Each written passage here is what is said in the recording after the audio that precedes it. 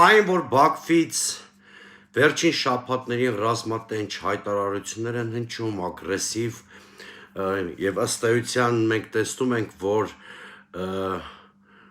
առնվազն դեմոգրաֆիկ էքսպանսիայի վտանգի առաջ է Հայաստանը կանգնած, ավելին Բաքվի պաշտոնական հերոստա ալիքները սկսել են Երևանը օգտագործել Իրևան ձևով եւ այլն, դա արդեն մեր ականջները մի խոսքով վարժվել են Բաքվից հնչող հայտարարություններին։ Այսօր Անադոլու թուրքական գործակալությունը տարածել է Թուրքիայի արտգործնախարար Հական Ֆիդանի հարցազրույցը եւ այս հարցազրույցը Ֆիդանի թարս կապույտն է Հայաստանի իշխանություններին կամ հարցազրույց է, որը քարը քարի վրա չի թողում այն պատրանքային քարոզչությունը, որը երկրի ներսում այս հույսի վաճառականները